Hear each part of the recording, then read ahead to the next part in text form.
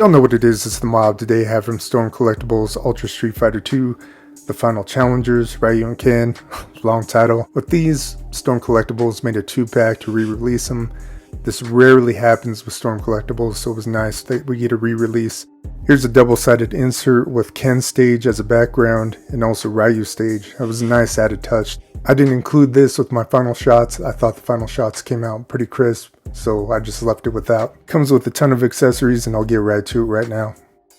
Here are all the accessories out of the box. This is Ryu's. Hadouken! It's very nice. Storm Collectables does nice projectiles. And this is Ken's. Hadouken! What they did inside, you could take a look. You could pop off the top. Just slides back in. There's a peg. There's a ghosting effect of his hands. So that was a nice little added element. Also come with 2 fly stands for the Hadouken! And the Hadouken! Ryu comes with 4 bandanas. They're all the same. What you do is just plug it into the back of his head. Fairly simple. Getting into the hands, they come with Hadouken! Hands. Another set of Hadouken! Hands. And here's open hands. What I could say about these is don't seem like the same quality that Storm Collectables usually has. They are, I don't know, made with an inferior plastic in my opinion. Getting to the head, here's Ryu's clenched teeth. Here's his yelling or open mouth. Here's his continue head.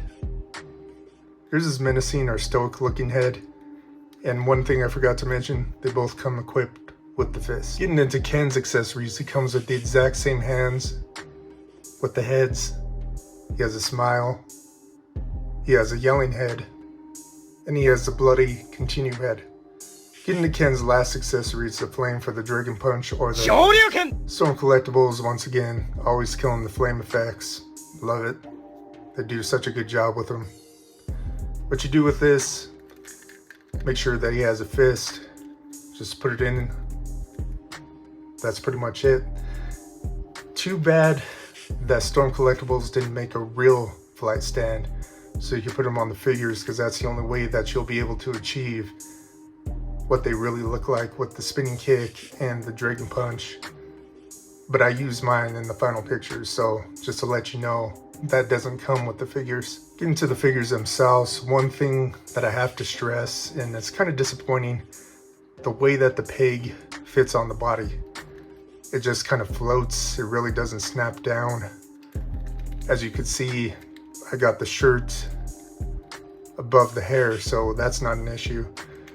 So if you put it all the way down, it kind of stays, but it's not connected really well. Getting to articulation, there's a butterfly joint, I guess you would call that. At the shoulder, there's a swivel in the bicep, double jointed in the elbow, and the wrist movement. There is an ab crunch, and now that the head's popping off, I'll show you. That's pretty much the best articulation you're gonna get with the head looking down that far. So there's an ab crunch, there's a ball joint in the waist, which allows it to move back and forth. And one thing I forgot to mention, there's a peg that holds in the suit and also the belt. Here's Ken doing the splits, and he does this a lot better than Ryu. I wouldn't push it too far. Double joint in the knee, and his joint works way better. And it's weird, his ankle won't twist like Ryu's. Has some movement in it, but it's not as free movement in the toe. And I'll demonstrate Ryu's real quick. It's about as far as the splits get. Really not that far on the knee. It's kind of disappointing.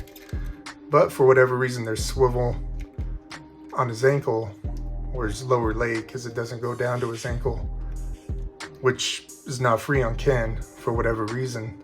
Into the shots that I took for these figures, I'd like to kick you a little bit of background story about my personal life. I was 7 years old when Street Fighter 2 came out. I did the math on that. At 7, I used to walk miles in order to play at the Circle K or 7-Eleven all by myself. I didn't get dropped off or anything. I'd have to walk there and walk back.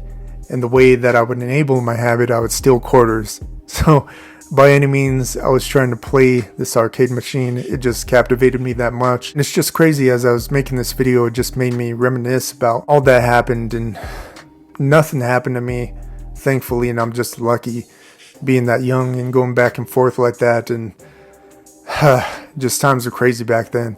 And I don't blame anyone. I'm not bitter about anything. I've just never been like that, but that's just the way that life was back then. Just to take some positivity away from it. It was my escape to get away from the situation that I was in, even if it was just for a little bit. It just made me happy in the moment. I got really good at Street Fighter 2. I remain consistent with it, even on Super Nintendo if I don't play it on the console. I remain undefeated, just locally. And also Madden 94, I'm top notch at Madden 94. Remain undefeated also. But these are Ultra Street Fighter 2, the final challengers, Ryu and Ken. It's the mob.